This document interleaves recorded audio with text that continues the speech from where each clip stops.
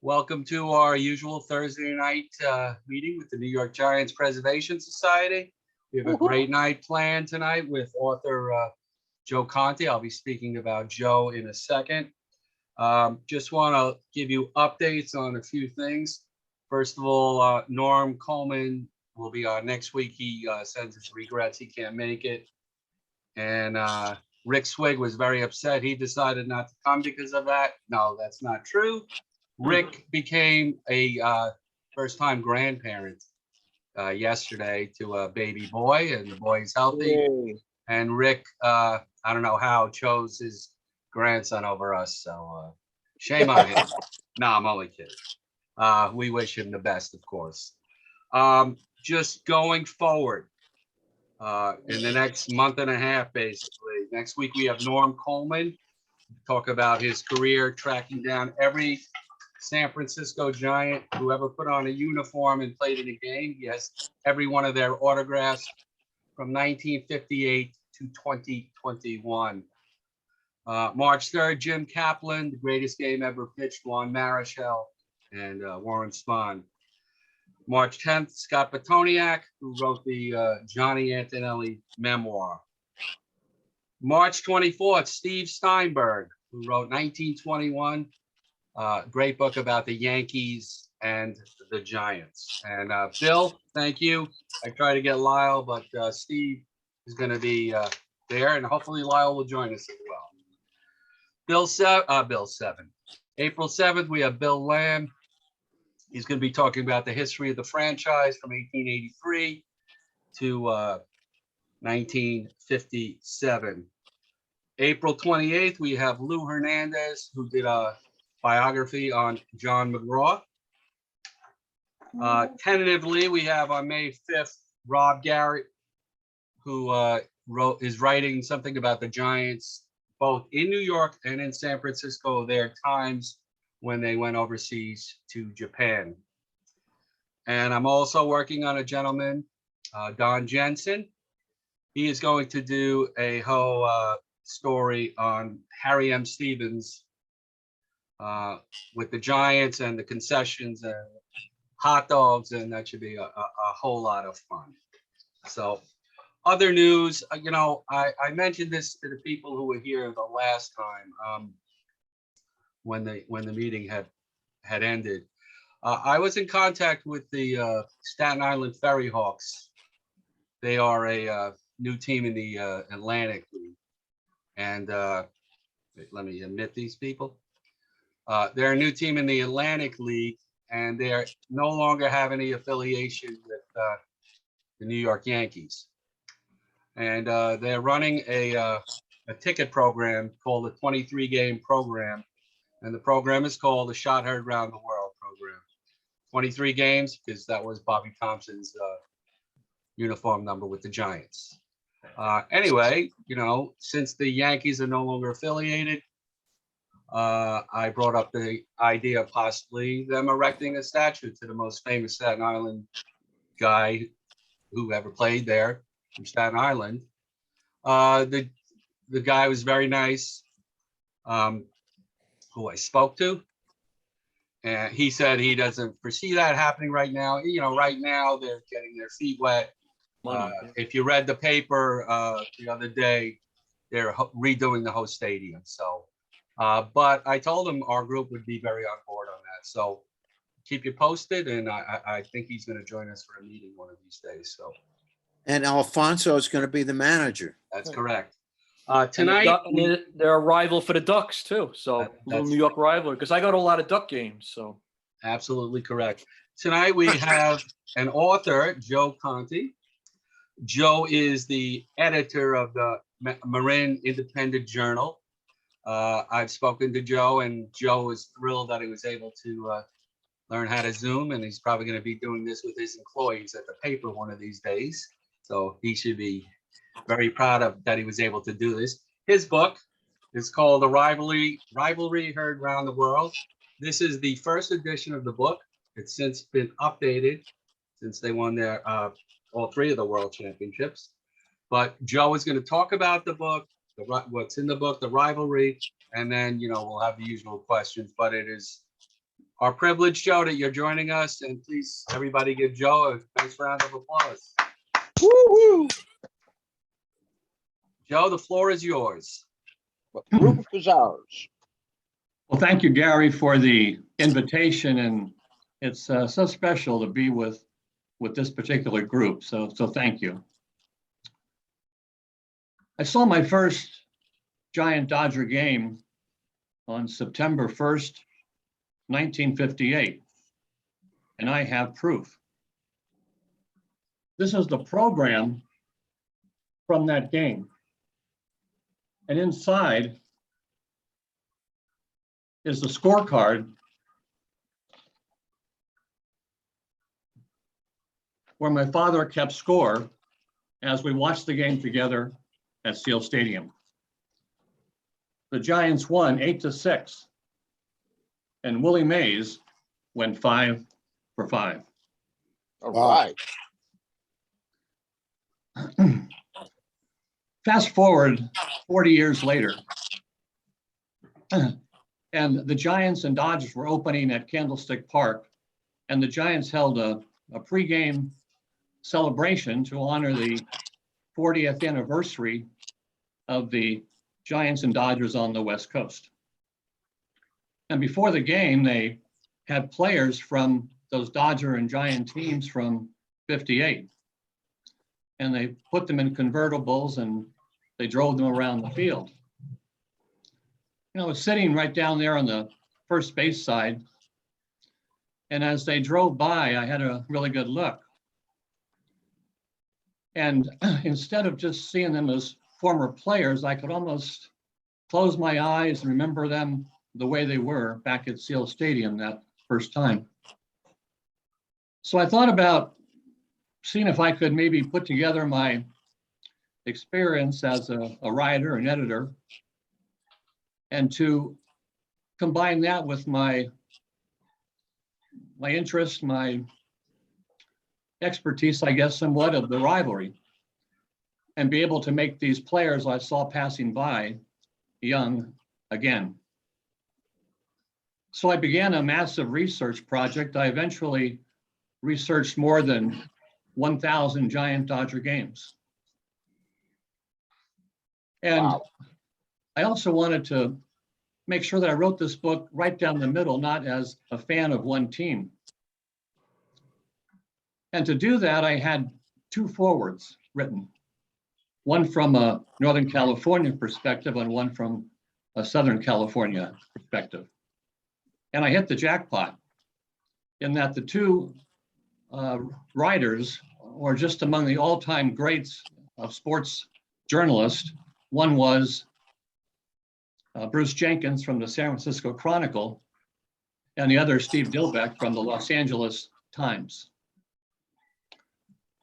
The book also has an insert with 32 photos, which cover many of the really good moments of the rivalry over the years. One of my favorite photos is of Vin Scully with thumbs up as the Giant fans in San Francisco saluted him as he came through San Francisco in his last homestand before he retired. For 67 years, the great Vin Scully served as the soundtrack to this rivalry. Last October, as the Giants and Dodgers were getting ready to play in the division series, I kept hearing and kept reading that this was the first time ever that the Giants and Dodgers would play in a postseason game. Well, that surprised me, because on October 18th of 1889, the Giants and Dodgers played in their first game ever, and it was in the postseason. Well, that year, the Giants of the National League and the Dodgers of the American Association played in a best-of-11 championship series, won by the Giants 6-3. Now, maybe some people thought that was kind of an exhibition. No one really cared too much about it. Well, I don't think that was the case. And my evidence for that is a New York Times reporter who wrote a preview of that 1889 series. Here's what he said at that time. The rivalry between New York and Brooklyn as regards to baseball is unparalleled in the history of the national game. Now, I was able to check with John Thorne, who is the historian for Major League Baseball. I'm going to pose this question to him about whether this was a valid series.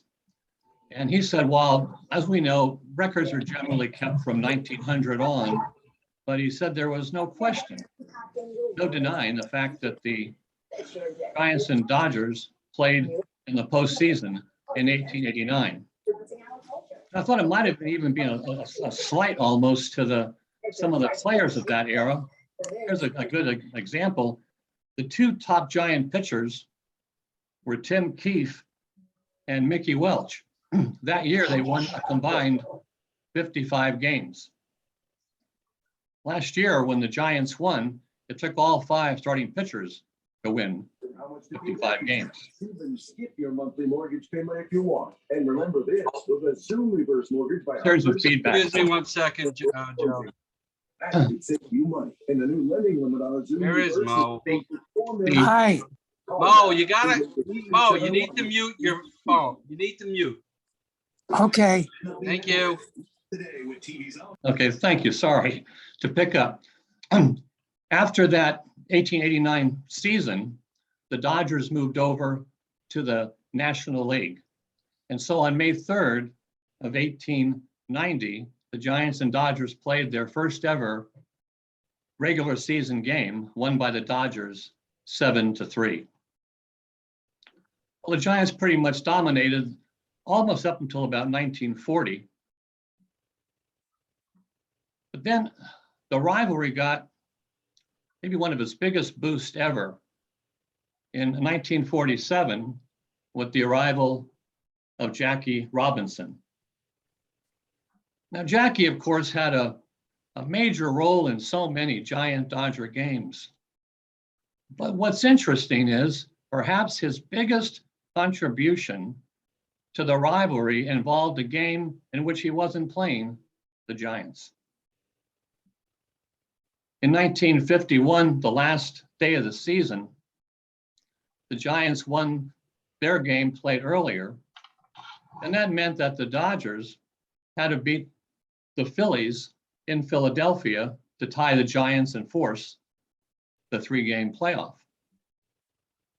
Well, finally, in the 14th inning, Robinson broke up a 8-8 tie with a home run off of Robin Roberts. And the Dodgers went on, won the game 9-8, and the playoff occurred. But go back 2 more innings to the 12th inning. The Phillies had the bases loaded with 2 outs. And Eddie Waitkus of the Phillies hit a line drive just to the right of second base. It looked like the game was over. Jackie Robinson took a desperate dive and was able to snare the ball for the final out. Robinson came down so hard that he actually lost wind from the collision. And the Phillies argued that he trapped the ball, but it was called an out. If Robinson doesn't make that spectacular catch, that historic 1951 playoff never would have happened. As the 1951 season started, there was no question that the Giants-Dodgers rivalry was part of baseball culture.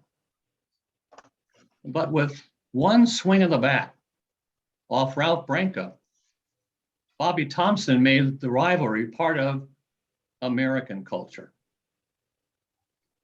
The game was on national TV, and over time, people started hearing the famous Russ Hodges call, and everybody now knew about that and about the rivalry. In the 1971 movie, The Godfather, there was a scene, if you saw the movie, you remember the scene. Oh, yeah. Sonny Corleone drove up to the toll booth.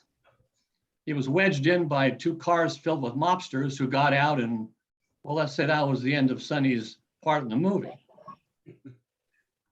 But just before Sonny got there, Francis Ford Coppola trained his camera on the tollkeeper. The tollkeeper had his radio on. Mm-hmm. Radio was tuned to Russ Hodges commenting as Bobby Thompson was at the plate. Mm-hmm. Coppola knew that that was such an iconic moment that he could use it for a time frame for his movie. But Hollywood entertainment industry did not wait 20 years to get in on the act. About an hour after the game, Bobby Thompson was worn down. I mean, it was quite a celebration. Well, a fella came up to him and the fella said he was from the Perry Como show. Well, Perry Como show was a big variety TV hit at that time. And the Como rep said, Bobby, we'd like you to have you on the show tonight and we'll pay you $500. Well, Bobby just shook his head. He said, you know, all I want to do is go to my home in Staten Island and be with my family. Well, the Como rep then said, well, what about $1,000? Only Bobby kind of looked up and said, you know, I think my family can wait.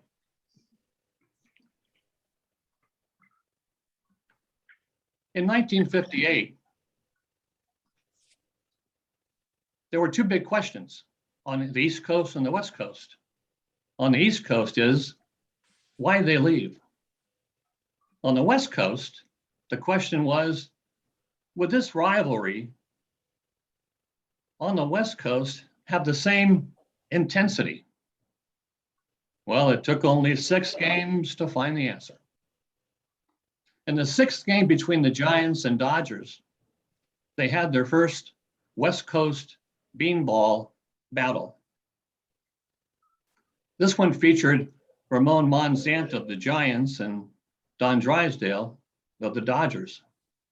You know, for the first 3 innings, they played target practice. In the 4th inning, Drysdale threw in right over Monzant's head, and then Monzant returned the favor in the bottom of the 4th by throwing one at Gil Hodges.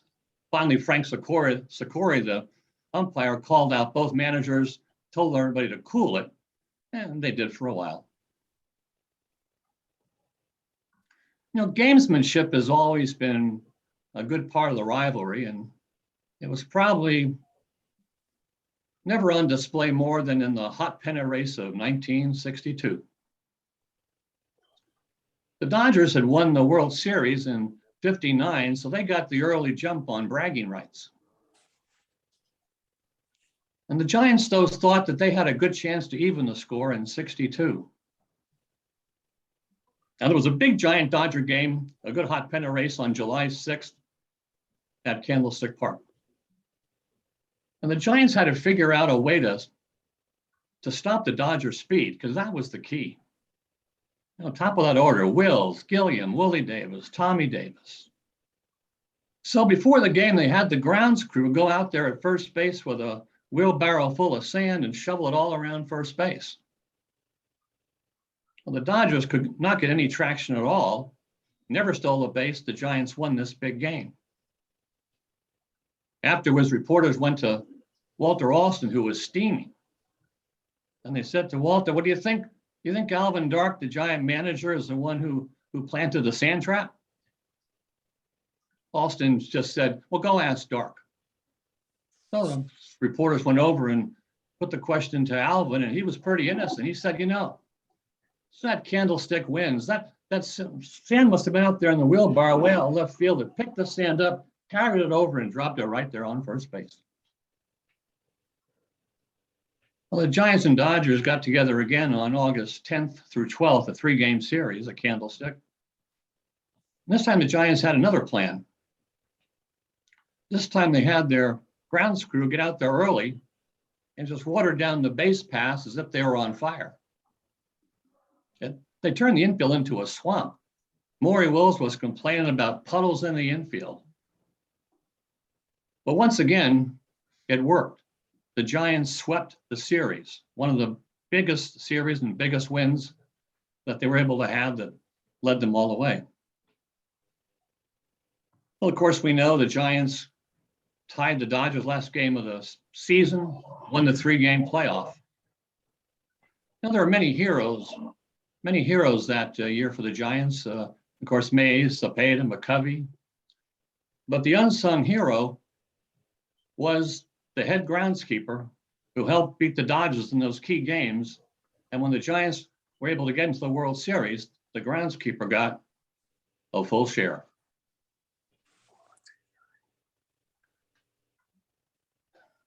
The morning of August 22nd, 1965, the rivalry was ready to explode. Well, back on April 29th, the Giants and Dodgers were playing. It was Drysdale versus Juan Marichal. Drysdale decked Willie Mays twice. Marichal didn't retaliate during the game, but afterwards he told reporters, "That's it." Marichal said, "I've been watching Drysdale throw at Giants since I came up in 1960. The next time Drysdale throws at a Giant, Drysdale is going down." Well, the reporters told Drysdale that, and he said, "Well, for every pitch that's thrown at me, 2 Giant stars are going down." So Warren Giles, the National League commissioner, took a look at all this, and he saw this was just not one of those things of a war of words that happens. He was concerned that this could lead to some violence. And so he did a very unusual thing, is just put out a blanket warning to both teams. Well, things stayed pretty quiet, maybe because of that, for the next few months. And then came that 4-game series in August. The anticipation was so high that the advanced ticket sales at Candlestick were the highest they'd ever been at that point. And the first 3 games, the hype was good. One of the games went 15 innings, one went 11 innings. The Dodgers won 2 of 3. And the stage was set for the main event on Sunday. But on Friday night, there was an incident. While Maury Wills was batting, and he liked to bunt. When he was bunting, he kind of reached back. His bat hit Giant catcher Tom Haller, and the umpire awarded Wills first base for catcher's interference. The Giants were outraged because they felt that Wills deliberately hit Haller with the bat. In the dugout, one of those players yelling mostly was Juan Marichal. And Marichal was yelling that he wanted to see the Giants get Matty Alou, who was their bunter, to go up to the plate and basically move the bat back and strike John Roseboro, the Dodger catcher, with it and get interference. The next day, word was relayed to Marichal from the Dodgers, specifically from John Roseboro.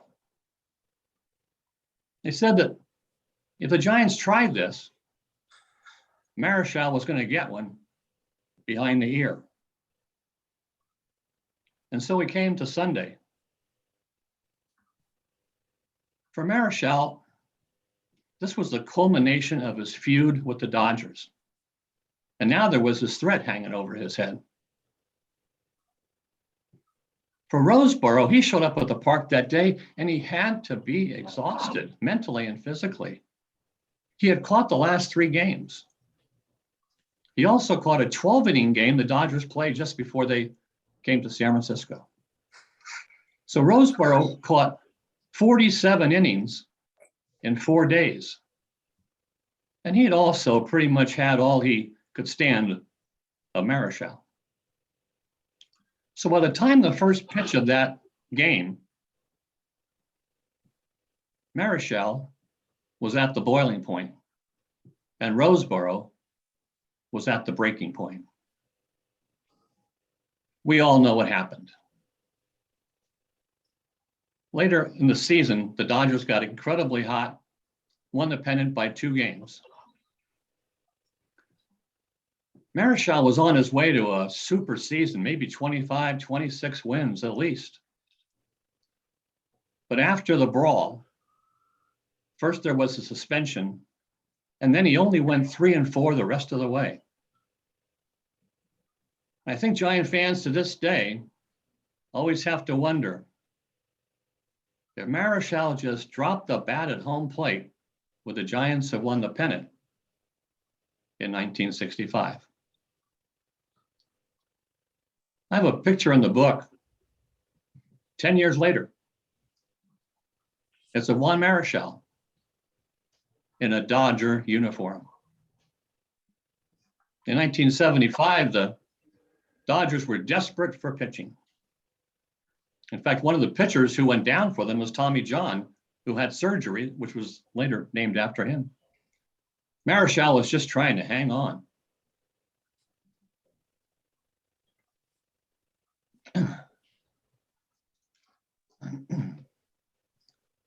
So, Marichal started 2 games in April, and he got rocked both times. So he announced his retirement because his next game would have been against the Giants. Upon Marichal's retirement, he actually received praise from a very unlikely source, a Dodger catcher. Joe Ferguson said of Marichal, "He is one hell of a nice guy. I only wish I had the chance to catch him in his prime." It was only 1975, but there were signs that there might end up eventually being forgiveness.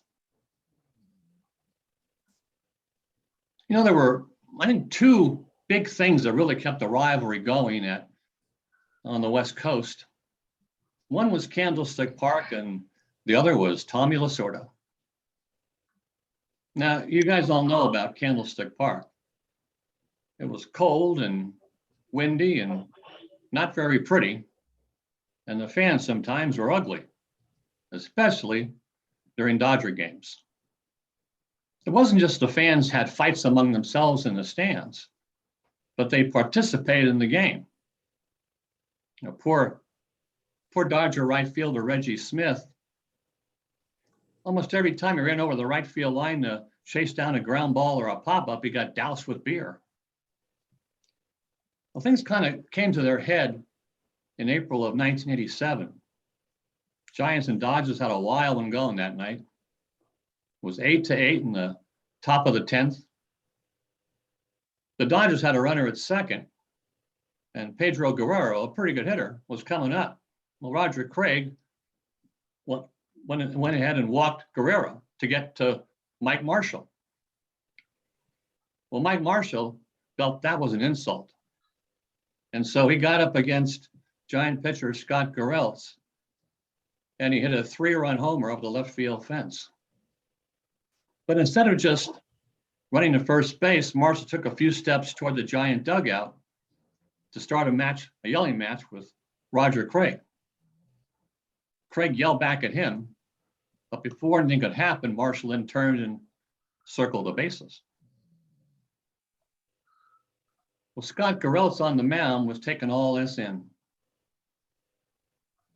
And so the next batter for the Dodgers was Alex Trevino. And the first pitch sailed right over Trevino's head. And that's where the Dodgers made a tactical error. You see, they all went forward and stepped on the edge of the dugout, thinking they're going to go fight the Giants. Well, that left the rear flank wide open for the fans, and the fans unloaded. I mean, bottles or cans and food and whatever they had. Dodgers had to suddenly forget about the Giants and turn around and deal with the fans. And some Dodgers tried to run up and fight with the fans themselves. Well, all through the park, San Francisco police, security, all just came running, sprinting down to the dugout. They were able to make some arrests and throw some people out. But the rest of the game, it was a bizarre scene. Right around the Dodger dugout, you had big cops with guns in their holsters and billy clubs and all around the dugout. And I took one look at this whole scene, and so in the book, I referred to it as martial law.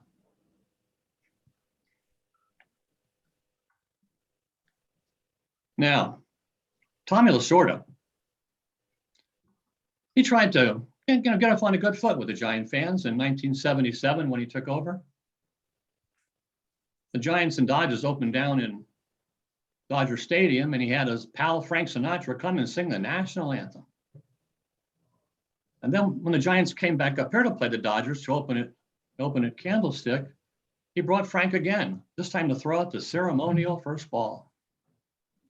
But the goodwill didn't last long. Giant fans did their thing. Eventually, Lasorda said of Giant fans, they're the worst in baseball. They throw things at people. And you call that civilized? Well, in 1993, the Giants had to just win one game, the last game of the season. It was against the Dodgers.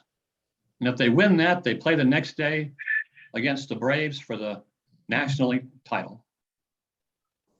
Dodger players said they never seen Lasorda that way before any game. He was like a football coach egging on his troops. Well, the Dodgers, of course, massacred the Giants that day.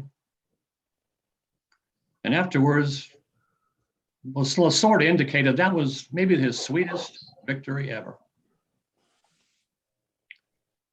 On September 30th of 1999, the Giants played their last game at Candlestick Park. And their opponent was the Dodgers. Well, at Candlestick Park, the visiting dugout was on the third base side. And the only way to get there was you had to walk out to these clubhouse doors in right field and then walk all the way along the foul line to the dugout. So early on, the fans took advantage of that. And every time Lasorda would walk out of those doors and come walking down that foul line, the fans were all yelling, "Boo, boo." Well, for this last final game, although Lasorda was no longer manager, I think now an executive, they all agreed that they would do it one more time. So on that Sunday, the PA announcer said to the crowd, "Ladies and gentlemen, Tommy Lasorda." And the clubhouse doors swung open, and there was Tommy in a big blue Dodger jacket. And he started making the walk down the foul line. Of course, the fans did their thing, boo, boo. What's interesting, though, is that Tommy, in the past, had just thrown these kind of sarcastic blowing kisses at the crowd. But this time, he just took it all in. He just kept walking and took it all in. And then when he got around home plate, one of the most magical moments ever in the rivalry occurred. Those fans who were going boo, boo, kind of slowly and try to move their hands forward. And the boo, boo became clap, clap. And it became louder and louder and louder. And Tommy saw that. And he doffed his cap to all the fans in appreciation for that. The impossible had happened. Tommy Lasorda was receiving a standing ovation at Candlestick Park. Thank you, Gary. Now, every rivalry needs villains, right? Mandatory. Thank you, Now Gary. with the Giants heading off to Pac-Bell Park, you kind of wondered who that would be. I mean, it was just, Pac-Bell was so nice. Fans' behavior changed dramatically. They were like they were just going to someone's house. Now, security probably has something to do with that, but it was just a different feel. So you wonder who would be that villain. And then there he was. His name, Bonds, Barry Bonds. In 2001, Bonds was going for his 500th home run at Pac-Bell against the Dodgers, against Terry Adams. Well, he hit the home run number 500, and the Giants stopped the game for a party. And Mays came down the field, McCovey, Bonds' family, Giant representatives. They had a 10-minute party right there at the Dodgers that stood in the field just watching in disbelief. They were not happy. You know, the next year, the Bonds was going for the McGuire home run record, and it was and potentially do it at Dodger Stadium. And Giants asked a Dodger executive, say if Bonds hits the big home run at Dodger Stadium when the game is over, can we have a on the field celebration? The Dodger executive said, no way. Well, 2007, Bonds' last year, he was going for the Aaron record, and he had a 3-game series where he possibly could do it against the Dodgers. Well, it was crazy, a crazy scene. In fact, they were selling anti-Bond T-shirts outside. All the fans who were going to be in the outfield wore gloves. A lot of fans came early for batting practice for that series. But no, it wasn't to watch Bonds launch home runs. During batting practice, they planned to litter the field with syringes. You know, it's too bad that when the Giants won the World Series in 2010 and 12 and 14, that they never got a chance to play in the postseason with the Dodgers. That'd have been pretty cool. But it doesn't mean that the rivalry didn't have some moments during that time. In 2012, well, just 2 weeks to go in the season, the Dodgers made a major announcement. The Guggenheim Group had bought the Dodgers for $2 billion. And you imagine the headlines, blockbuster deal, new owners, blockbuster move in Los Angeles, blockbuster. Well, the Dodgers meant business. In fact, the new owners said that they're going to spend everything they can, even right now, so they could win in 2012. Well, they showed early on that they meant business, and in July 25th, they spent $40 million to sign an all-star shortstop, Hanley Ramirez. And again, the headlines, blockbuster signing by the Dodgers. Well, 2 days later, the Giants kind of responded.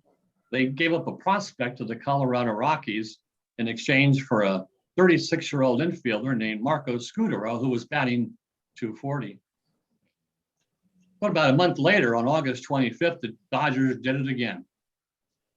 This time, they made a deal for 4 Boston Red Sox players, which would cost them $250 million.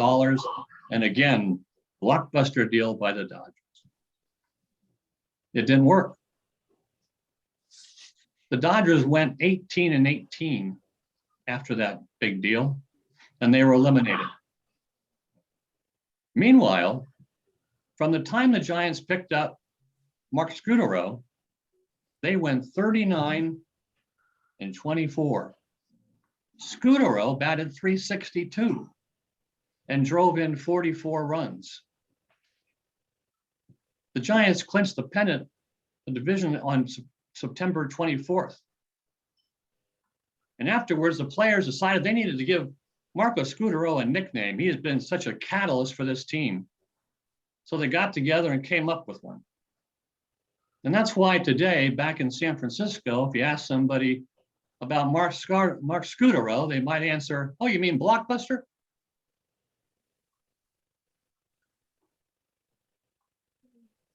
But of all the incidents in the rivalry, of all the moments, there's one that just stands out. It just says it all. The Giants were playing the Dodgers on June 23rd of 2003, and it was a pennant race going on at that time. Well, it was a real good game going on there, the Giants and Dodgers. It was the 11th inning. The score was 2-2. This is at Pac Bell Park. Well, Barry Bonds was on first base. He was able to steal second. And this was against Dodger pitcher Eric Gagne. Now, if you don't remember Gagne, he was at that time one of the best closers in all of baseball. But he was also fiery. I mean, quick temper. If something went wrong, look out. Well, Bonds at second, Benito Santiago single to the outfield. Bonds came home and scored the winning run. Well, the Giants went wild, the crowd went wild. But Gagne, he stormed off the mound. He went into the dugout. Up on the dugout wall was a phone. That's the phone that's used by the manager to connect with the bullpen. Well, he grabbed the phone, he pulled it off the wall, threw on the ground, kicked it, stomped it, destroyed it. Well, the next day, the Giants announced that they were going to send a bill to the Dodgers for $500 for a new phone. Well, a reporter caught up to Giant executive Larry Baer, and he said, Larry, I've been in that dugout a number of times, and that's a little cheap plastic phone on the wall. It's just with a wire to the bullpen. He goes, that's no way that costs $500. Well, Larry Baer, usually, ready for a nice smile, this time looked at the reporter sternly and said, for the Dodgers, there's a markup.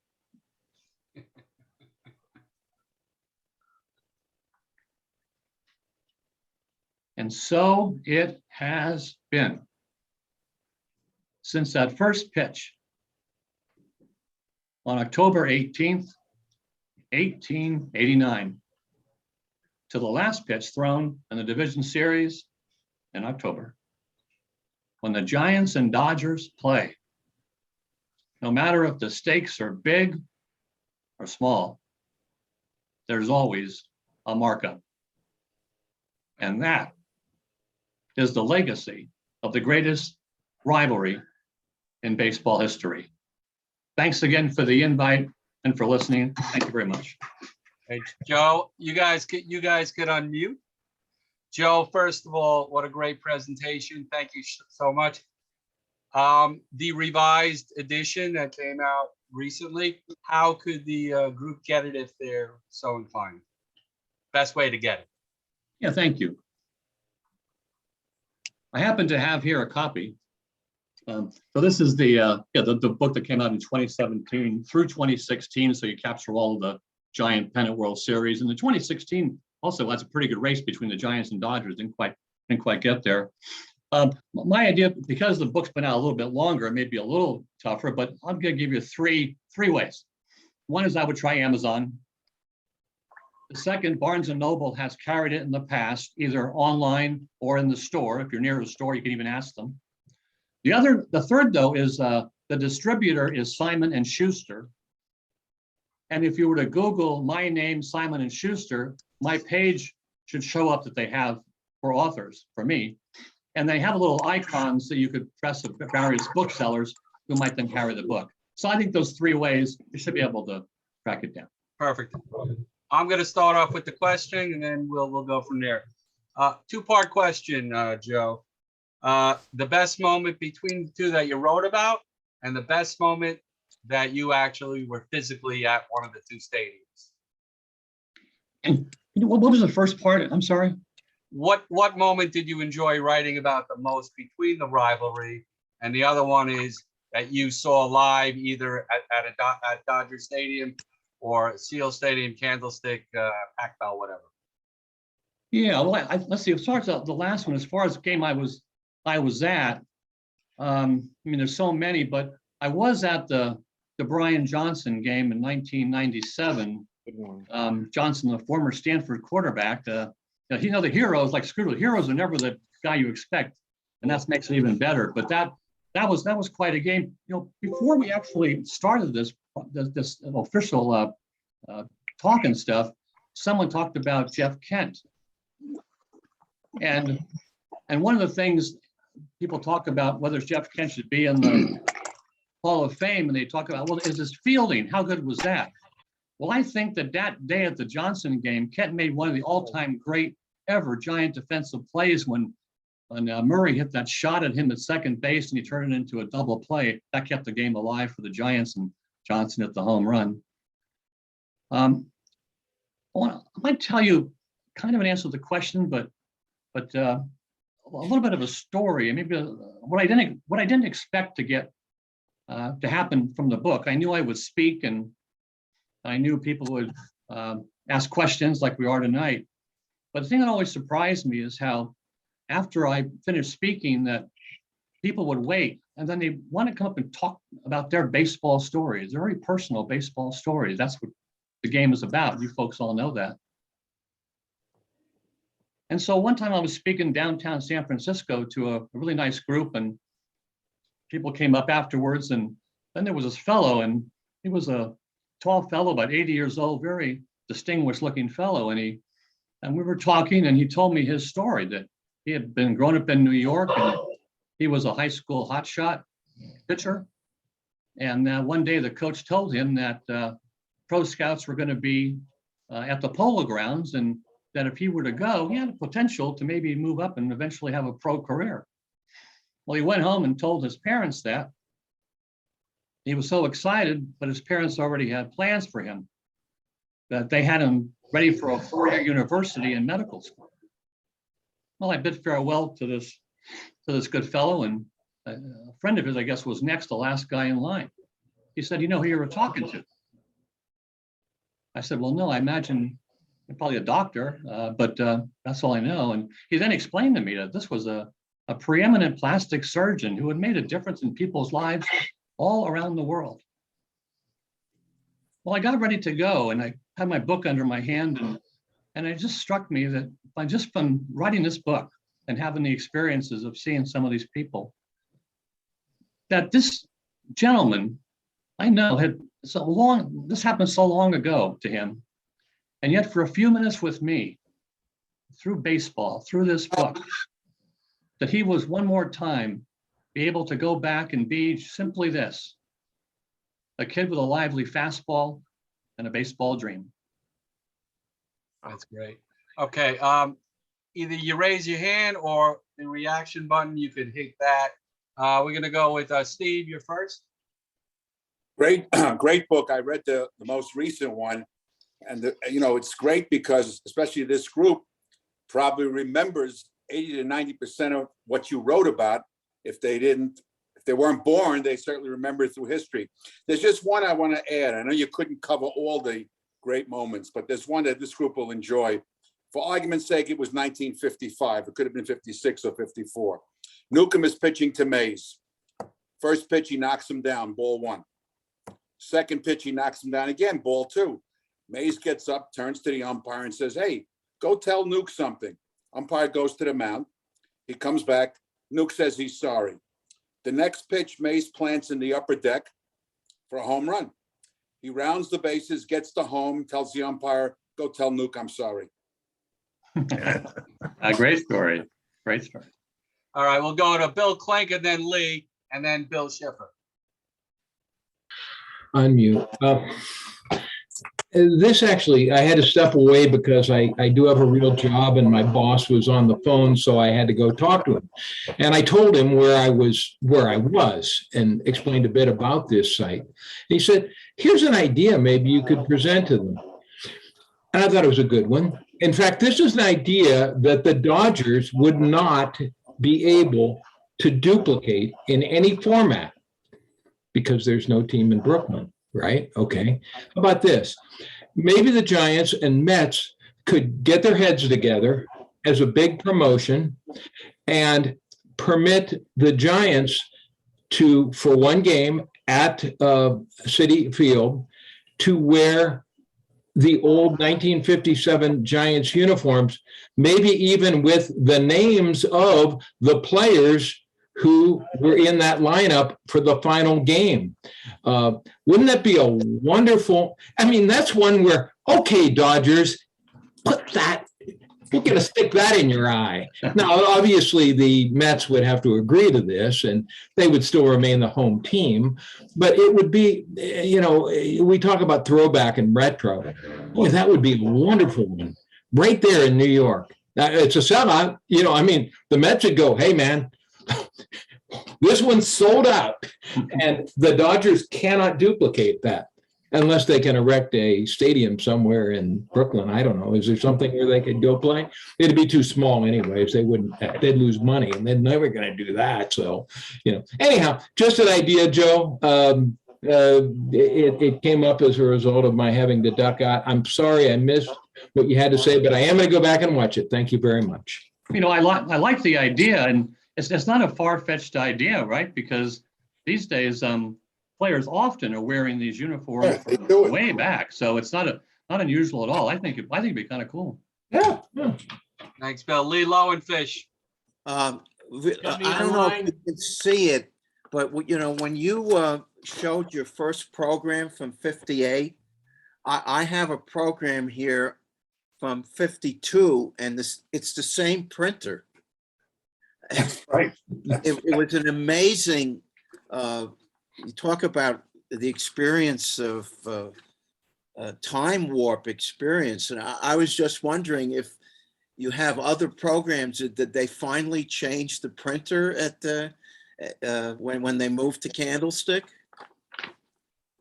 I know they changed the prices. I'm not sure about the printer. I don't know the answer to that question, but yeah. Well, also, is it true that after the hitting of the bat on Roseboro, Koufax was so shaken up that he wound up giving up a 3-run home run to Mays later in the game, and that was the only one he ever gave up?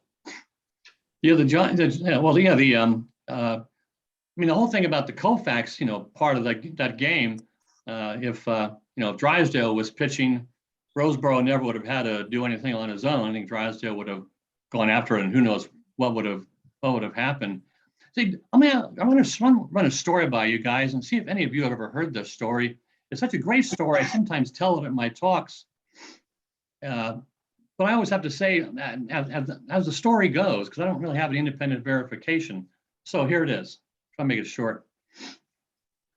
That when all the players from both teams rushed on the field, you know, I mean, Drysdale was kind of the instigator. Obviously, Marichal hitting Roseboro wasn't Drysdale's fault, but he was an instigator in the whole feud going on. Well, so people ask, well, gee, it must have been really something when Drysdale got out there to the mound, right? And of course, Drysdale wasn't there. Drysdale was pitching against the Mets the next night, and so they flew him back on a plane that Sunday afternoon to New York to get rest. That's what they did those days because of air travel. So the story is that there was a reporter from a publication in New York, and they heard about the brawl and all, and that they heard that Drysdale was flying into New York, and so the reporter was sent out there to the airport and see if they could find Drysdale for some kind of comment. Well, apparently then the reporter sees Drysdale at the airport, got his bag over his shoulder, and the reporter rushes up breathlessly to Don Drysdale and says, Don, what did you think of the big fight? Drysdale looks kind of puzzled. He says, I don't know. I was up in first class. The fight must have been back in coach.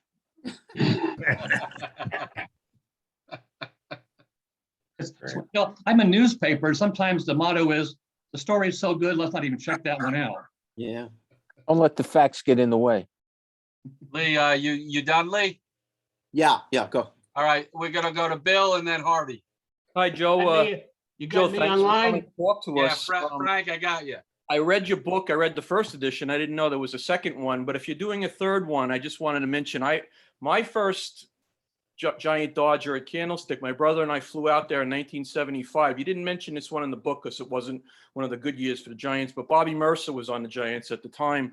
And it was the end of June. It was a 4-game series. Bobby Mercer went like 7 for 10 in the series, and they swept the Dodgers or whatever. But it was my first time at Candlestick and everything. But seeing the rivalry and everything, it was just a great feeling and everything. And I really enjoyed reading your book and all the stories. And I hope you'll do a 3rd edition, even, talking about this, past year or last year, even though we didn't beat them, but still every day was like the rivalry with this past season. I felt so wiped out at the end of the season. It was like, but it was so, even though it didn't end the way we wanted it to, but still, it really brought it was probably one of the greatest rivalries of a season that they had that they didn't win. But anyway, thanks. I really wish they would fix that system, because I think we all wanted to see, whether you were a Dodger Giant fan, I think everybody wanted to see Game 7, winner goes to the series, as opposed to that first one. Thanks, Bill. Harvey, you're up. Your recollection of the Godfather scene struck in my mind. There's a MASH episode, which you're shaking your head. The background was 1951. Klinger places a bet on the Dodgers, and there's a lot of other things going on in 1951. I mean, there was a war going on, but it was it was leading up to Bobby's shot. And I'm wondering if you had any inclination to muse about that. I know that happened because I saw a clip one time maybe on YouTube or something like that, but not that I studied or really looked up. But you're right, there was something like that. Yeah, well, it's amazing how. Oh, good. Yeah, well, what I was going to say was part of it is Klinger induces Winchester, if you know the characters, I'm not going to go. It induces Winchester to place a bet, and of course Winchester on August 11th, when the Giants were trailing by 13 and a half games, he thinks the bet is in the bag. And as you know, us Giants fans know how this episode is going to end. But it's a remarkable piece of video, so to speak. Well, there were so many. I mentioned the Godfather movie because that's so well known, but there were a number of other type of movies, even some books that played off of it. One of them was a movie, of all people, Woody Allen even got into the act. He had a movie called Deconstructing Harry, which I don't think I even saw. And I think his lead character was a guy named Harry Block, who was an atheist. But then in the movie, I guess, Thompson hits the home run and he says, "I'm no longer an atheist. I now believe in God," because he let Thompson hit the home run. Thanks, Harvey. Frank Lewis and then Mars. There was a significant Giant Dodger game played in December. Do you know about it? On December 7th, 1941, the football Giants and Dodgers were playing at the Polo Grounds. I know guys who've been to the game. And there was an announcement on the public address system that they didn't say there was an attack on Pearl Harbor. They just said all servicemen leaves are canceled and report at once to your duty stations. And the Giants won that game. That's great stuff. Way to be, Frank. Frank, were you at the game? I was 3 years old. I don't remember. If I was, I don't remember. I do know my mother told me she carried me in her arms in 1940 to the World's Fair, and she was carrying my sister inside her. She told me that. I have no memory of that either. My father was Frank. at that football game. Thanks, Paul. Yeah. We'll go to Mars and then Jim. Mars, unmute yourself, Mars.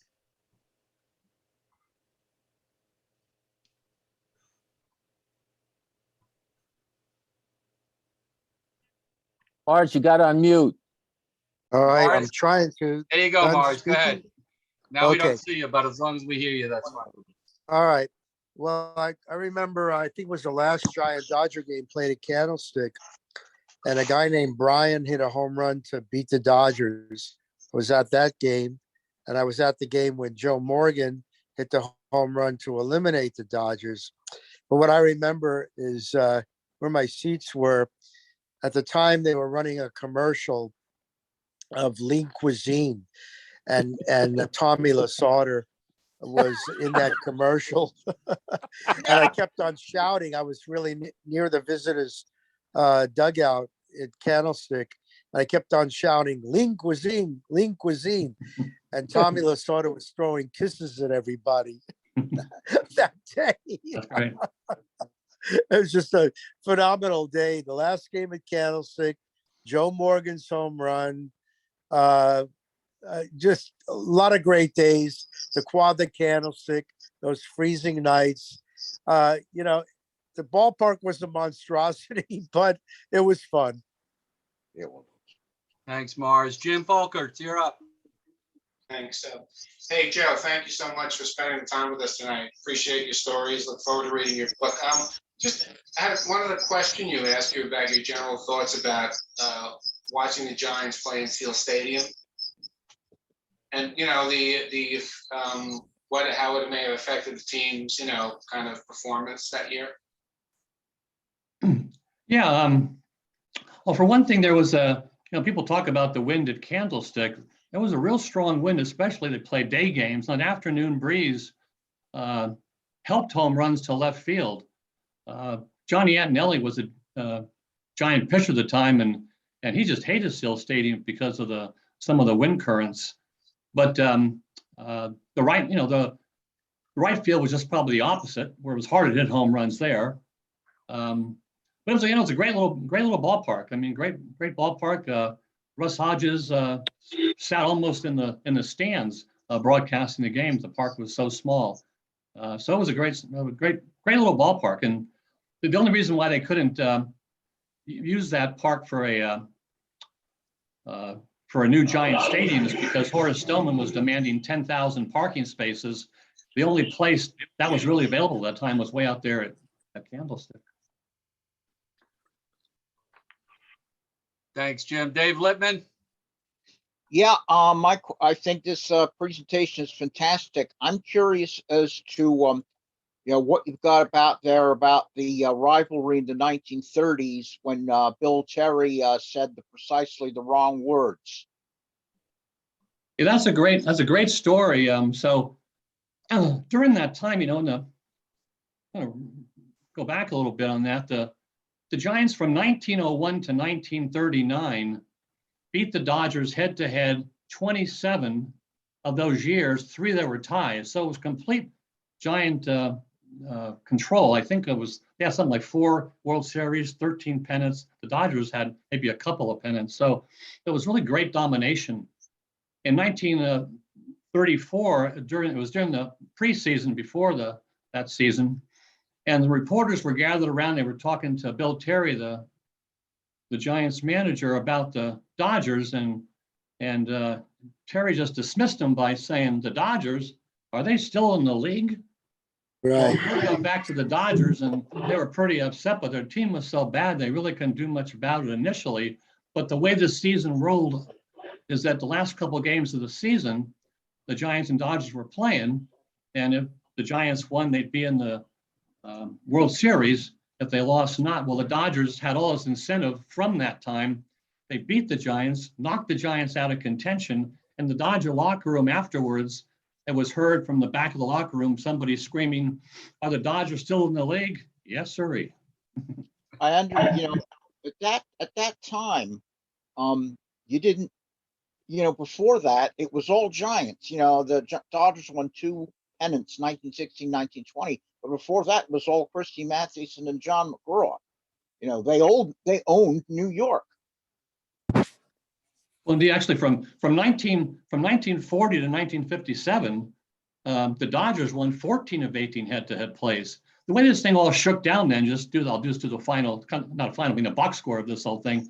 So in New York, Brooklyn, in head-to-head play, the Giants were 59 games better than the Dodgers. Since they came out west, the Dodgers have been 29 games better than the Giants. So right now, as of this time, the Giants have a 22-game lead. Joe, do we have more time for you? Are you good? I'm good. Yeah, keep going. Okay, we'll go to Jim Mully and then Lee. Jim? Thanks a lot, Gary. Joe, I've enjoyed the presentation. My first Giants Dodgers game was 1978, the Mike Ivy game. And I was wondering if that made your book, because I've been in hundreds of baseball games and I still have never heard a stadium so loud as when Mike Ivy hit that grand slam over, I think 56,000 people there that day. That was, and actually, I have a picture of the Ivy grand slam in the book of him crossing home plate, all the celebration. And yeah, it was wow. You know, the Giants have been on such a drought. I think they had, after the 71 success, they only had one winning season. It was dismal. You guys don't know all that background. And so in 78, the big deal, of course, was the Vida Blue signing. That kind of gave the team a lift. And also, and of course, Mike Ivy also. And so the two of them got it going early. And so in May, the Giants suddenly were in contention, suddenly playing the Dodgers for something that counted. And you're right, you got the attendance right. The 56,000 for that Sunday game was the most for a baseball game at that point at Candlestick Park. And yeah, the place erupted like never before. Good. Yeah, the manager that year was Altabelli, and I'm from Rochester, and he was our Rochester Red Wings managers for a lot of years before he became Giants manager. One of the reasons I went out to go see that game. Lee, go ahead. Lee Lowenfish. Yeah, Joe, do you know much about that movie Experiment in Terror that Blake Edwards did in 1962 that ends with a shooting at Candlestick Park? It's a good movie with Lee Remick and Stephanie Powers. It's about a terrorist who's always using the phone and scaring. But you know anything about how it wound up at Candlestick Park? No, in fact, I know what you just said, but just from what you said there, you know more about it than me. But I do remember that there was a movie shot there. I have no background on that, though. All right, Andy Baumgartner. Andy? Yeah, I'm here. First of all, Lee, I don't know how it ended up at Candlestick, but there's some, as you probably know, great footage of that game in the movie. Now, maybe it wasn't, it was from a real game somewhere. I think Tommy Davis is seen batting. And Stephanie Powers was proud of that movie. Anyway, The Godfather, first of all, fantastic presentation. Thank you for remembering Jackie's exploits, the catch against Eddie Waitkus. And now we're going to have a shooting theme. He got shot by a woman, right? They put that in The Natural.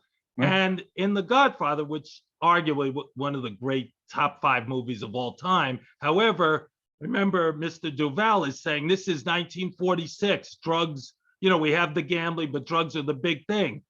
So Sonny being killed in 51 was a little fast. However, a gangster named Willie Moretti in real life was killed on October 4th, 1951. Are you aware?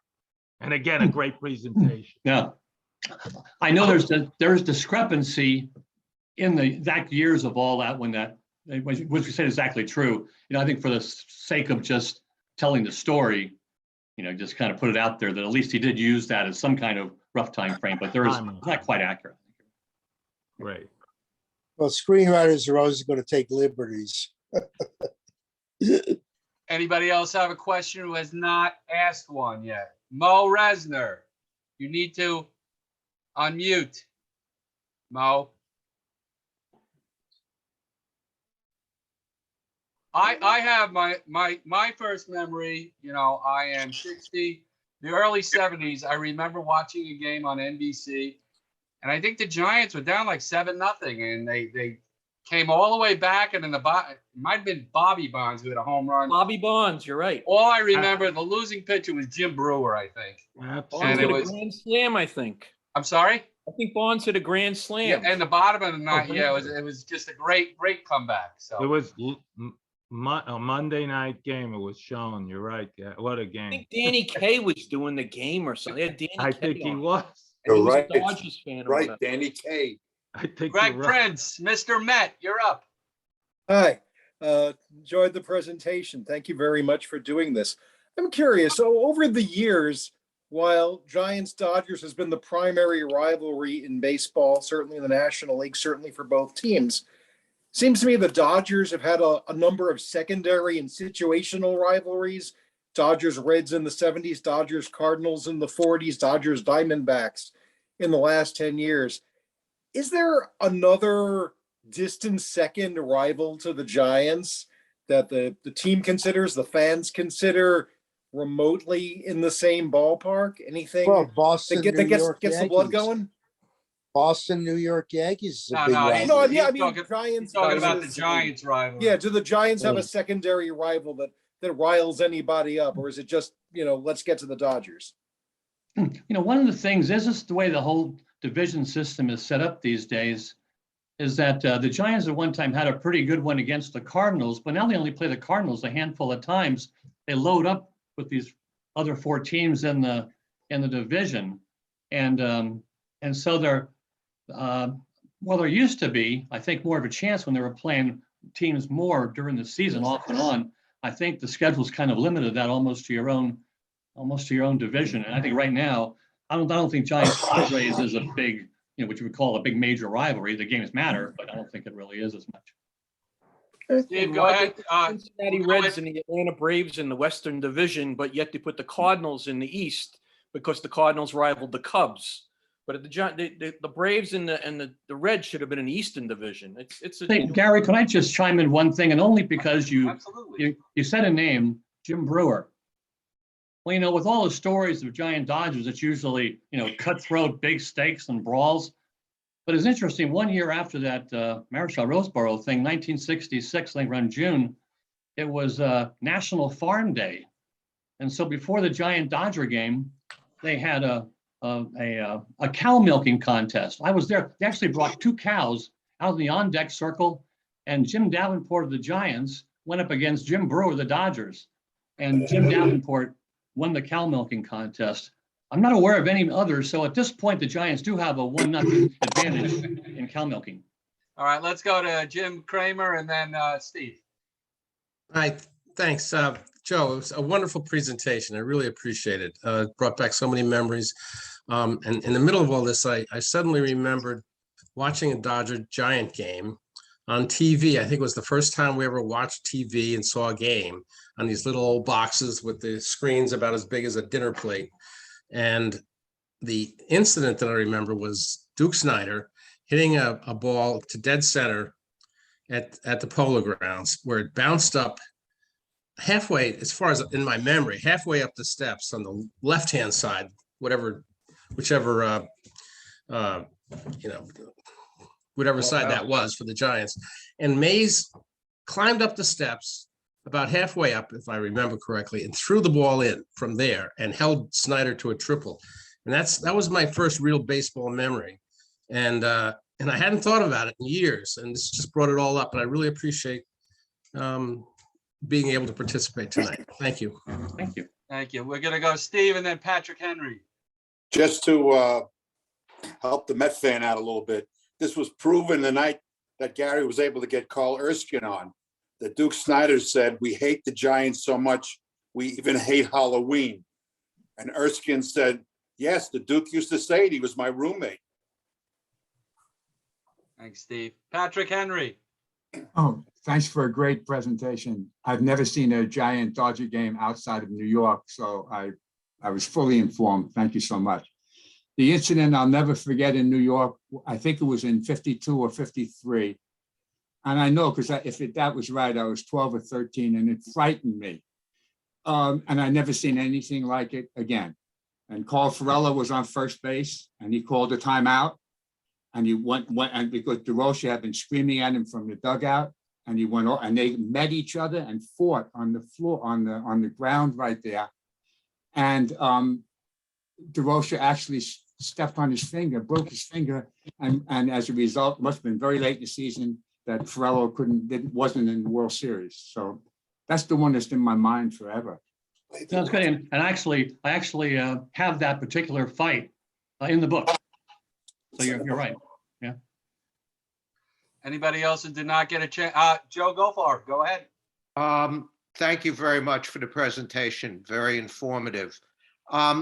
getting back to somebody's comment, didn't Snyder end up playing for the Giants at the end of 1960. Yes. Okay, so he, like Marichal, ended up with the Dodgers.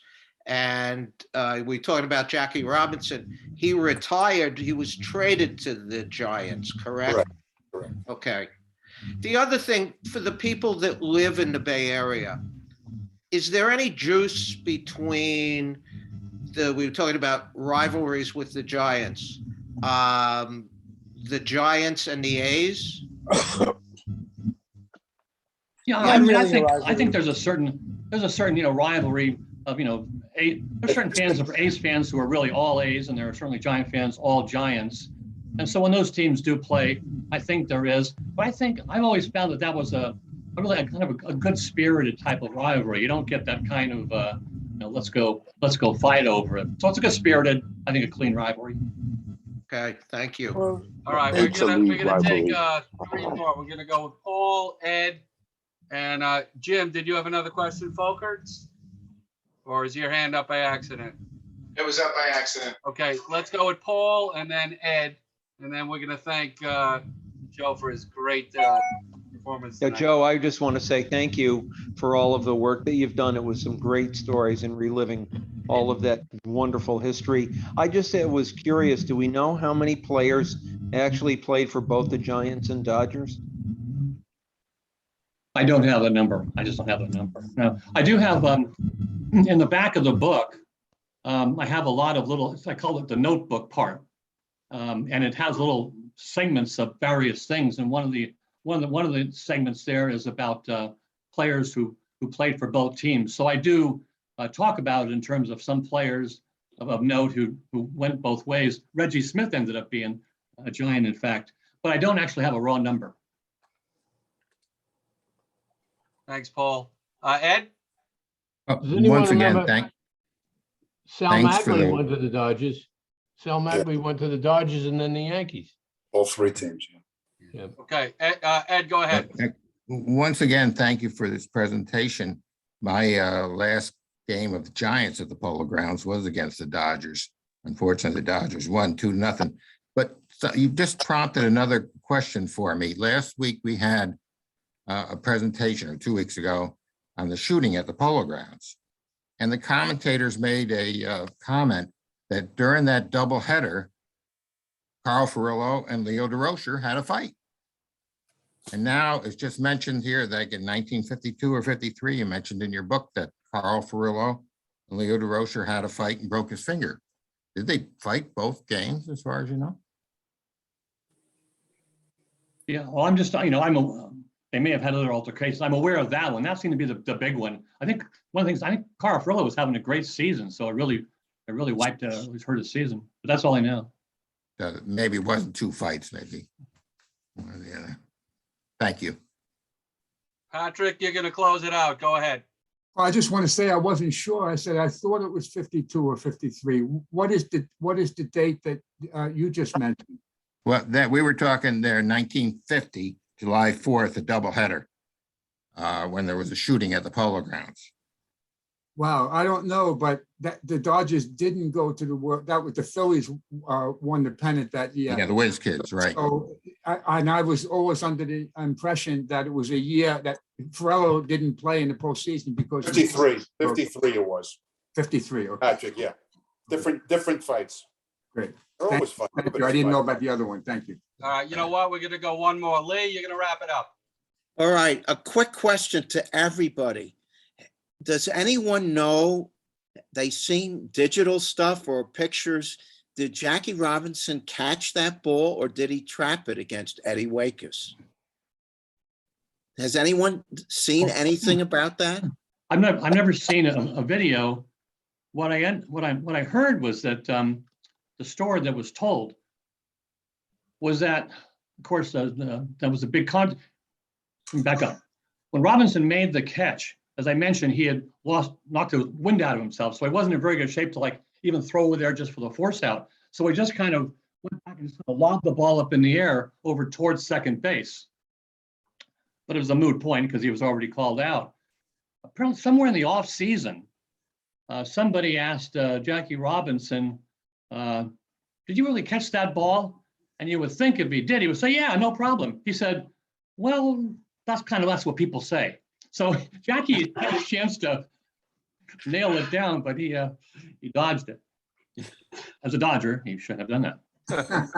Joe, we cannot thank you enough on a great presentation. Everybody give him a round of applause.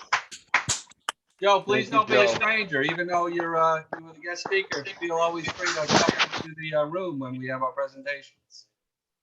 Thank you. Thanks again very much. Thank you. No problem. And again, next week we'll have Norm Coleman on. I'm going to hang around in the room to close up shop. And if anybody wants to just sit and talk for a while, we'll be here. Have a great night, everybody. Lee, Great job, Joe. Thank you. Thank you, Gary. Yeah, but I saw